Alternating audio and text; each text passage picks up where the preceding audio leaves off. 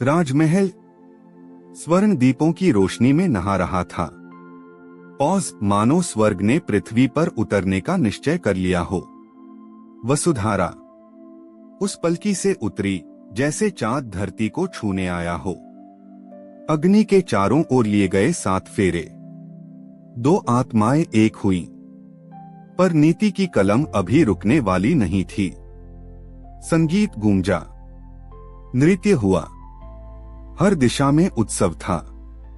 पर इस हंसी के पीछे पॉज सन्नाटा पल रहा था।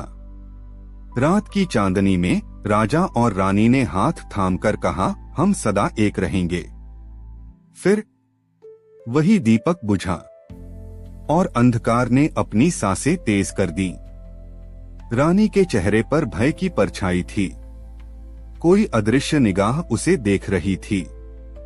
राजा ने खिड़की से झांका, चांद वही था, पर उसका उजाला अब रक्त जैसा था।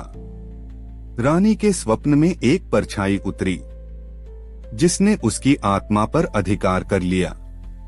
आईना टूटा और उसमें मुस्कुराती थी कोई और। सुबह का दरबार शांत था, पर हर नजर में छिपी थी एक साजिश। वीरभद्र वफादार सेनापति नहीं, लालच का दूत बन चुका था।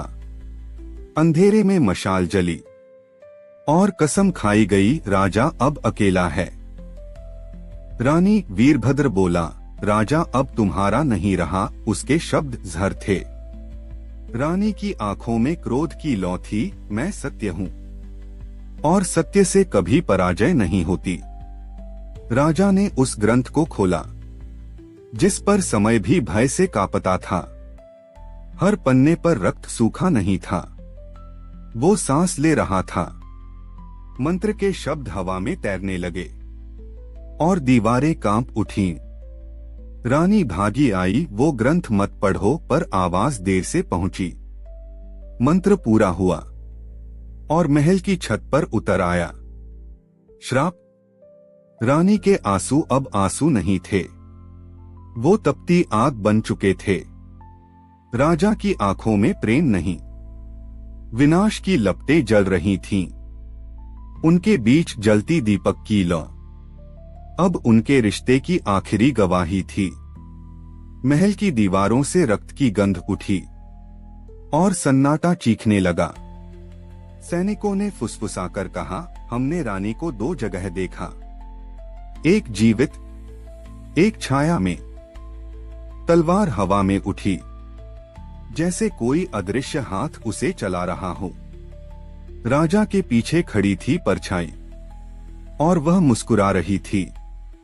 तालाब के पानी में देवी का चेहरा झिलमिलाया, रक्त ज्योति में डूबा। आईने में रानी नहीं थी, एक देवी खड़ी थी जिसने इंसान होना छोड़ दिया था। आंधी उठी, दीपक बुझे और महल पर छा गया शाश्वत अंधकार। वीरभद्र की गुफा में साजिशें सांपों की तरह फिसल रही थीं। सैनिकों ने कहा, अब कोई देवता नहीं, बस हम।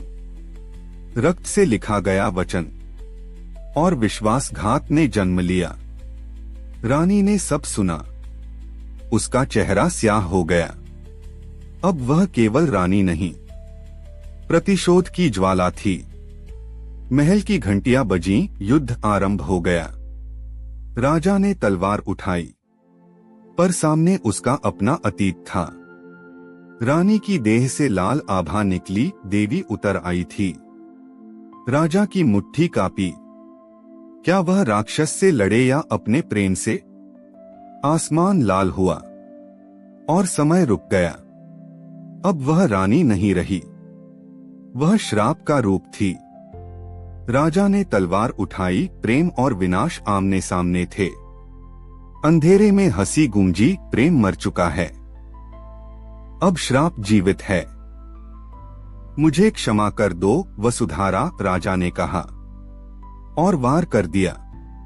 छाया में वीरभद्र मुस्कुराया, उसने अपना युद्ध जीत लिया था। सिंहासन रक्त से भर गया और महल की दीवारें कराह उठीं। राजा और रानी आमने सामने थे, 2 आत्माएं, एक श्राप। आसमान फटा, बिजली गरजी, देवता भीका, राजा की चीख सदियों तक महल में गूंजती रही। और तब रानी के पीछे प्रकट हुई देवी की छाया, जिसने सब निगल लिया। तीसरा भाग खत्म हुआ, चौथा भाग अगले वीडियो में देखिए। अगर आपको ये वीडियो पसंद आया हो तो कृपया लाइक करें, शेयर करें और हमारे चैनल को सब्सक्राइब करना न भूलें। आपके सपोर्ट से हमें और भी रोमांचक कहानियां लाने में मदद मिलेगी।